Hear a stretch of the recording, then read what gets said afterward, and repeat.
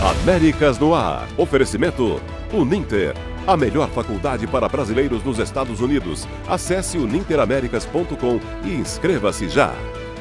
Vida Máxima Account.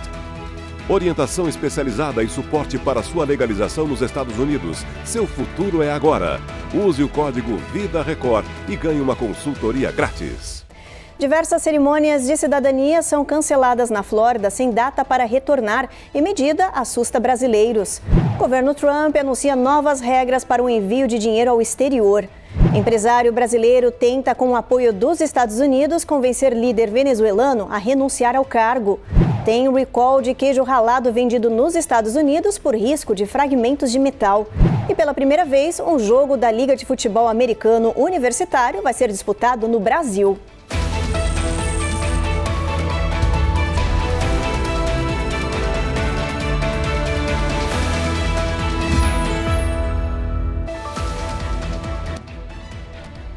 Olá, o Jornal Américas no Ar está começando. Diversas cerimônias de cidadania foram canceladas na Flórida sem data para retornar, assustando muita gente, incluindo os brasileiros que estavam prestes a se naturalizar. O USCIS disse que os processos de cidadania vão ser revistos e analisados um a um. Só depois disso é que o departamento vai liberar ou não a naturalização.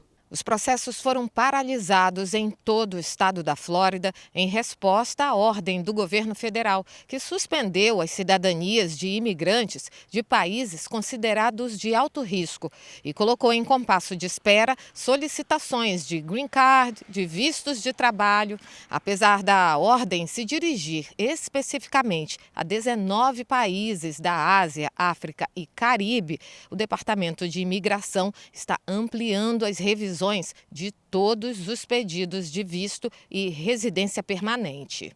A comunidade brasileira, estimada em quase 500 mil pessoas só na Flórida, está em alerta e preocupada com as mudanças e a possibilidade de cancelamentos e atrasos de processos. O governo Trump anunciou novas regras para o envio de dinheiro ao exterior. A reportagem é da Giovanna Locatelli. Segundo o Departamento do Tesouro, todas as remessas internacionais acima de $2.000 terão que ser reportadas como atividade suspeita à Rede Federal de Combate a Crimes Financeiros. A medida não bloqueia o envio de recursos, mas torna o processo mais rigoroso e abre espaço para investigações. A comunidade brasileira, que costuma enviar dinheiro para a família no Brasil, está entre as mais afetadas. Outra exigência do governo é que empresas e bancos que enviam as remessas para o exterior também vão precisar verificar o status migratório do remetente, sob ameaça de sofrer penalidades se não cumprirem as exigências. Especialistas alertam que essa vigilância pode criar um clima de insegurança e levar muitos a buscar maneiras ilegais ou informais de transferência. O governo justifica a decisão como parte de um esforço para combater o financiamento de atividades ilícitas, mas organizações de direitos humanos criticam a medida, dizendo que ela pune trabalhadores que dependem das remessas para sustentar suas famílias. No Texas, na fronteira com o México, a polícia encontrou 23 imigrantes sem documentos escondidos em um caminhão. O caso aconteceu no dia 28 de novembro, mas as imagens só foram divulgadas agora. Os imigrantes foram descobertos quando os agentes abordaram o veículo, que era dirigido por um motorista que não tinha uma licença adequada. Ao revistar o caminhão com a ajuda de um cão farejador, os policiais descobriram homens de El Salvador, Guatemala, Honduras, Nicarágua e México. O motorista foi detido e pode pegar pelo menos 10 anos de prisão por tráfico de pessoas. Os imigrantes foram entregues à patrulha de fronteira. O caso reacende a discussão sobre a política migratória do governo Trump, que tem priorizado batidas e deportações em massa. Segundo o Departamento de Segurança Interna, mais de 2 milhões de imigrantes indocumentados já deixaram o país desde janeiro, entre deportações e saídas voluntárias. E na Casa Branca, o presidente Trump comemorou a queda significativa do número de imigrantes cruzando ilegalmente a fronteira sul. Em 6 meses seguidos, ele afirmou que a taxa foi reduzida a 0. For 6 months in a row, 0 illegal aliens have been admitted into the United States. You believe that? 0.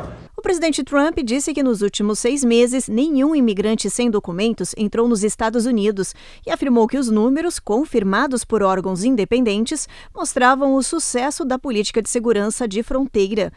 Illegal border crossings along the U.S.-Mexico border have plummeted to the lowest level ever recorded.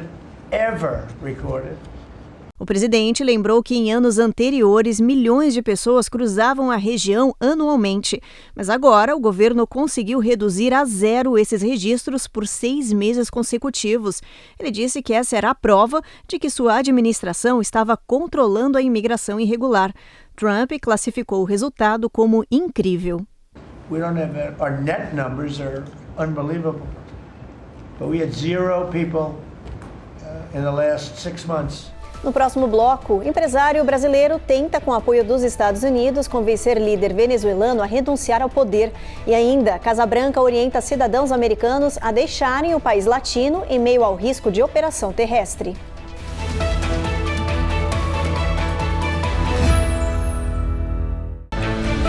Américas no Ar. Oferecimento EasyPag.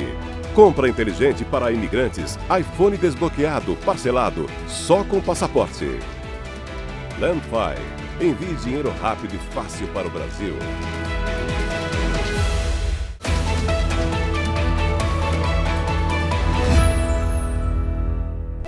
Um empresário brasileiro, que é um dos donos da JBS, um dos maiores frigoríficos do mundo, viajou até a Venezuela para tentar convencer o líder latino a renunciar ao cargo. Os Estados Unidos estavam cientes da iniciativa do empresário brasileiro, que aconteceu dias antes do presidente Trump ligar para Nicolás Maduro. A notícia foi divulgada agora, mas o empresário brasileiro Joesley Batista, um dos donos da JBS, visitou a Venezuela na semana passada. Ele se reuniu com Maduro no dia 23 de novembro. A missão do bilionário teria sido um esforço próprio, mas autoridades americanas estavam cientes da viagem e apoiaram a iniciativa do brasileiro. Joesley tem relações próximas com o governo americano, inclusive por ter feito uma das maiores doações ao comitê de posse de Trump. O empresário também busca ampliar sua atuação no mercado norte-americano. A tentativa de negociação mostra como a crise venezuelana continua sendo um dos maiores desafios geopolíticos da região, envolvendo pressões diplomáticas, sanções econômicas e isolamento político. Maduro segue resistindo às pressões internacionais e afirma que não pretende deixar o poder. A Venezuela foi alvo de uma nova discussão do governo dos Estados Unidos. A Casa Branca orientou hoje os cidadãos americanos a deixarem o país latino de forma imediata. Os Estados Unidos já falaram que uma invasão por terra deve acontecer em breve. As últimas informações com o repórter Matias Brotero. Há pelo menos 3 meses, o governo americano enviou militares para o Caribe e começou a atacar embarcações supostamente carregadas com drogas. E de acordo com a imprensa americana, o presidente da Venezuela, Nicolás Maduro, tenta se proteger. Segundo uma reportagem do jornal The New York Times, Maduro contratou guarda-costas cubanos. Ele muda frequentemente de endereço e de celular e reduziu a participação em eventos e transmissões ao vivo. O venezuelano teme um possível ataque ou até mesmo uma operação terrestre das Forças Especiais dos Estados Unidos. Hoje, Washington emitiu um comunicado orientando os cidadãos americanos a deixar a Venezuela imediatamente.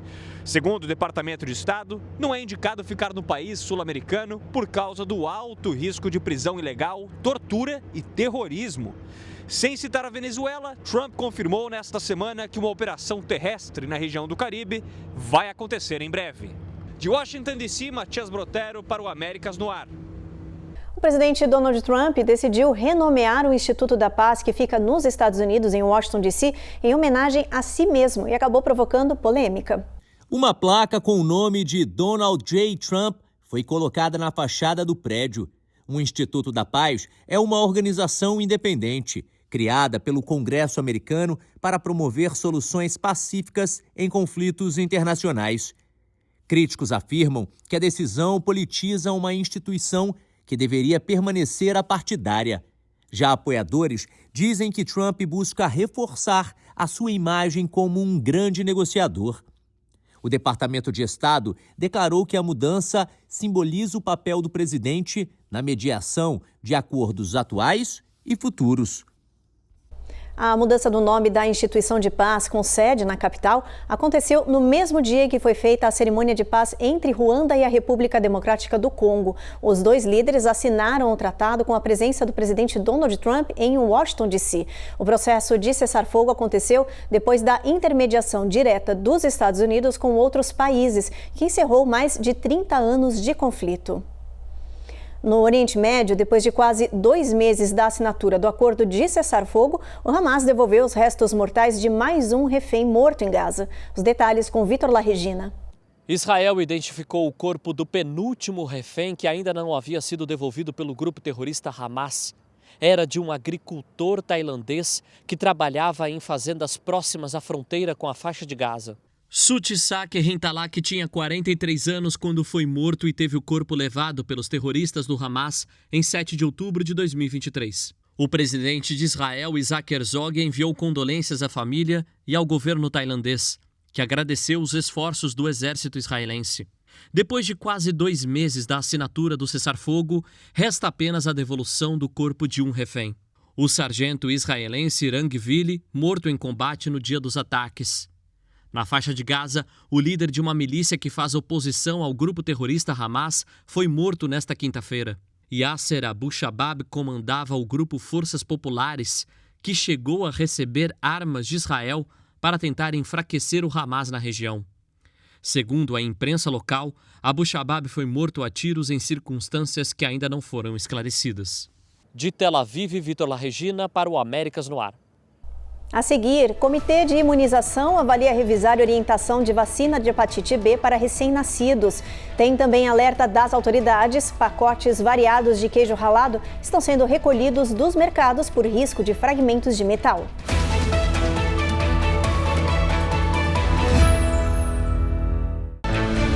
Américas no Ar. Oferecimento Uninter. A melhor faculdade para brasileiros nos Estados Unidos. Acesse o ninteramericas.com e inscreva-se já. Vida Máxima Account. Orientação especializada e suporte para sua legalização nos Estados Unidos. Seu futuro é agora. Use o código VIDARECORD e ganhe uma consultoria grátis.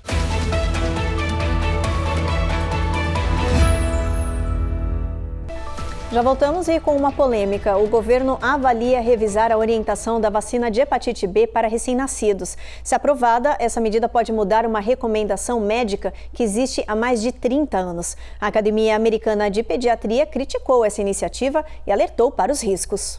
O Comitê de Vacinação, ACIP, se reuniu hoje para discutir mudanças no calendário infantil de imunização.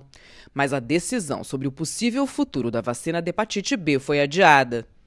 O órgão consultivo discute abandonar ou suspender a vacinação no primeiro dia de vida do bebê.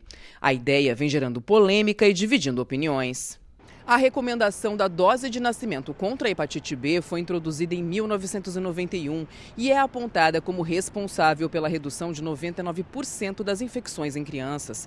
Os especialistas lembram que a hepatite B pode ser transmitida da mãe para o bebê durante a gestação e o parto e indicam que o atraso na imunização pode prejudicar as crianças e resultar em doenças hepáticas, câncer de fígado e até morte precoce.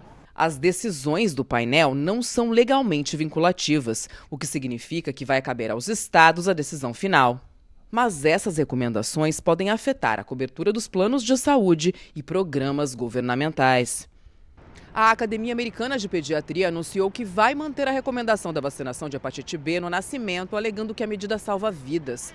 A reunião do Comitê Consultivo de Imunização, que foi escolhido pelo secretário de Saúde, Robert F. Kennedy Jr., segue amanhã com novas discussões. Todos os dias surgem novas pesquisas e publicações científicas, e isso é natural dentro do conhecimento médico.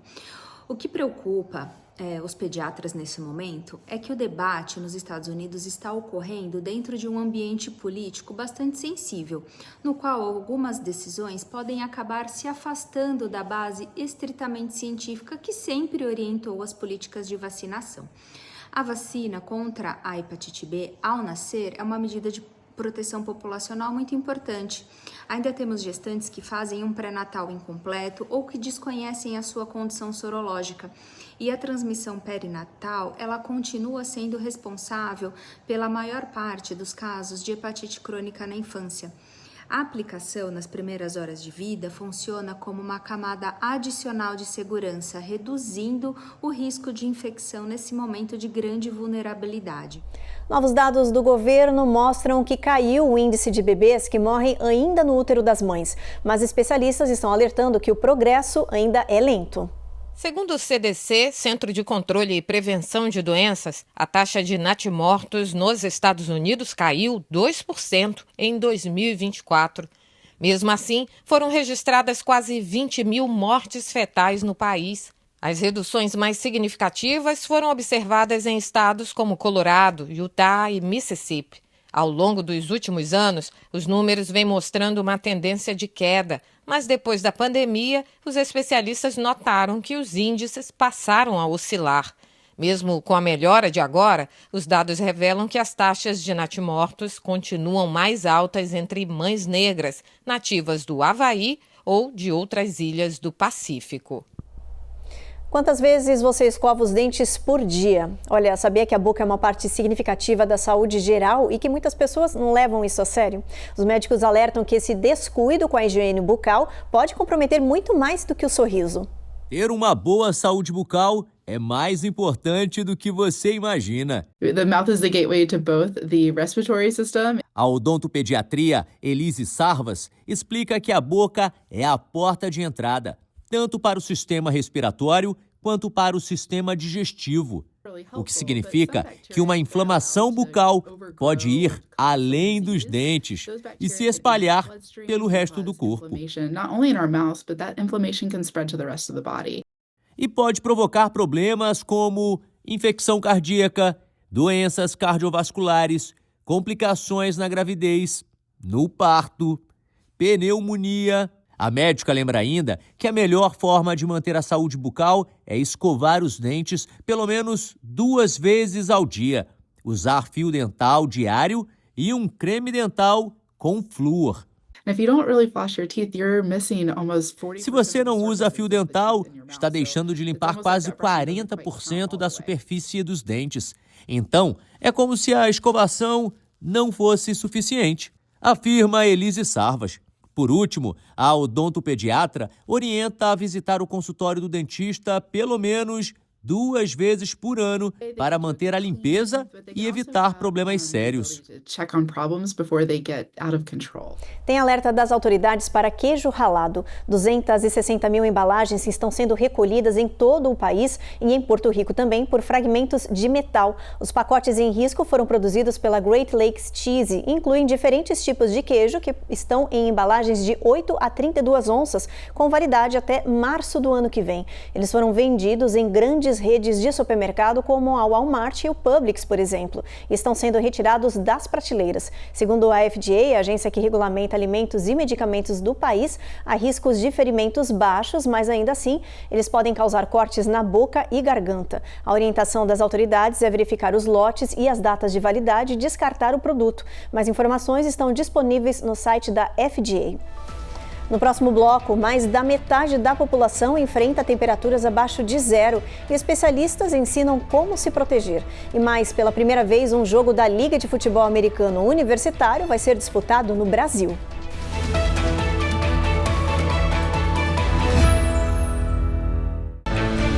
Américas no ar. Oferecimento EasyPag. Compra inteligente para imigrantes. iPhone desbloqueado, parcelado, só com passaporte. Landfi. Envie dinheiro rápido e fácil para o Brasil.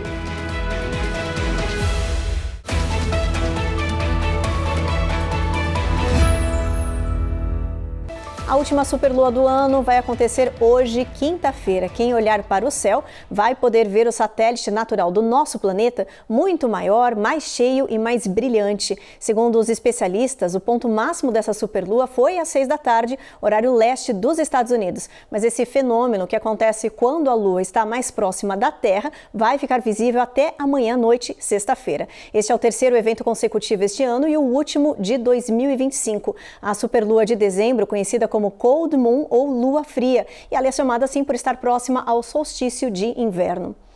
E olha, mais da metade da população dos Estados Unidos está enfrentando temperatura abaixo de zero e recorde. Uma forte massa de ar ártico está trazendo o ar mais frio da temporada, muito antes do previsto. E isso pode ser perigoso e mortal. Por isso, a gente te explica como se manter seguro e quente neste clima congelante. Quando a temperatura cai, o perigo aumenta. Em 2023, mais de 1.000 mortes nos Estados Unidos foram causadas por frio extremo ou hipotermia. E com a onda de frio ártico agora, surgiu o alerta. O clima de inverno pode ser extremamente perigoso e de muitas maneiras, afirma Daniel Parra, porta-voz da Cruz Vermelha Americana. A orientação é usar várias roupas, como casaco, gorro, luvas, botas impermeáveis e um cachecol para cobrir o rosto e a boca. Se você não estiver aquecido corretamente, só vai perceber quando os sinais de hipotermia começarem a aparecer, como sensação de dormência na pele, tremores, exaustão, confusão, mãos desajeitadas, perda de memória, sonolência e fala enrolada. Make sure to get out of the cold immediately and to seek medical attention urgently. A orientação, segundo Daniel Parra, é sair do frio e procurar atendimento médico urgente. Mas se você estiver em casa, use um aquecedor elétrico ou lareira e mantenha objetos inflamáveis a 1 metro ou mais de distância. Mantenha os geradores fora de casa e evite usar o forno para aquecer a moradia. Isso pode resultar em intoxicação por monóxido de carbono. This past year, the Red Cross has responded to more than 48,000 home fires. Daniel explica que no ano passado, a Cruz Vermelha atendeu 48 mil incêndios residenciais nesta época do ano, por causa de tentativas erradas de manter a casa aquecida. E falando em clima, vamos dar uma olhadinha na nossa tabela, ver como é que vai estar o tempo em boa parte aqui do país amanhã. A gente começa por Boston, lá tem tempo encoberto, mínima de 10 graus, máxima de 24, bastante frio nessa região. Vai nevar em Washington, mínima de 26 e vai chover em Norfolk e Charlotte. Atlanta a gente tem chuva também ao longo do dia com mínima de 42, Jacksonville, sol dá as caras um pouquinho ao longo do dia, mínima de 58. Tampa, New Orleans e Miami vai chover. Houston, sol entre nuvens com pancada de chuvas ao longo do dia, Brownsville, mesmo cenário, San Antônio, mínima de 42, máxima de 48. Albuquerque, o sol nem dá as caras por lá, mínima de 25. Phoenix, tempo encoberto, Los Angeles, nublado também com mínima de 48. Em Salt Lake City, a gente tem neve ao longo do dia com mínima de 33, máxima de 39. E olha, Orlando pode voltar a entrar no mapa das maiores competições de futebol do mundo. A FIFA confirmou a entrega oficial das candidaturas para sediar as Copas do Mundo Feminina de 2031 e 2038. E Orlando está entre as cidades cotadas pelos Estados Unidos. Agora é oficial. A FIFA anunciou a candidatura conjunta de Estados Unidos, México, Costa Rica e Jamaica para sediar a Copa do Mundo Feminina de 2031. E Orlando aparece como uma das cidades aspirantes a receber partidas. Ver aqui em todas as seleções diferentes é isso, é coisa maravilhosa. É isso, é bom para a economia do país, é bom para a visibilidade, porque o futebol feminino aqui nos Estados Unidos é muito maior do que o masculino. Muito maior que o masculino. Nos últimos anos, a cidade vem se consolidando como palco de grandes eventos esportivos. No ano passado, Orlando sediou 6 jogos da Copa do Mundo de Clubes da FIFA, além de já ter recebido o Mundial Masculino em 1994. A cidade concentra boa parte da comunidade mais apaixonada por futebol do mundo e ainda abriga um dos principais times femininos do país, capitaneado pela nossa craque Marta. Orlando, and Marta's gonna go for this! Marta scores! De olho em 2031, o Camping World Stadium já anunciou que deve passar por uma reforma de 400 milhões de dólares para aumentar sua capacidade para 65 mil pessoas. A decisão final sobre o país será anunciada no Congresso da FIFA em abril de 2026. Fora isso, é o turismo, geração de trabalho, geração de emprego, geração de renda. Os jogadores, a seleção vai ver que aqui nos Estados Unidos, aqui na gringa, tem uma turma que torce para a seleção, vibrando, feliz e alegre. Pela primeira vez na história, um jogo de futebol americano universitário vai ser disputado na América do Sul. Em 2026, 2 times vão abrir a temporada da NCAA no Brasil. E esse é um marco esportivo que vai colocar o nosso país no mapa do futebol universitário norte-americano.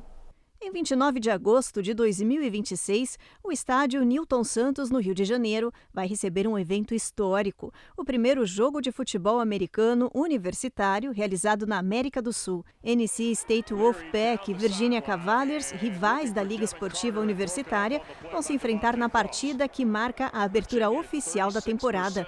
O evento foi batizado de College Football Brasil. O jogo será transmitido na televisão e na internet. Além de inaugurar a temporada, a partida também vai integrar um novo modelo no exterior no calendário da ACC. Dirigentes das universidades celebraram a oportunidade de levar o futebol americano a um novo continente. Segundo especialistas, será uma experiência única para os jogadores, que terão a chance de vivenciar a cultura brasileira ao mesmo tempo em que fazem história. Os ingressos de pré-venda já estão disponíveis na internet. A venda geral começa no dia 15 pelo site da Ticketmaster. Bacana, né? Bom, o Jornal Américas no Ar então termina agora. A gente agradece a sua companhia e te encontra novamente na próxima edição. Até lá!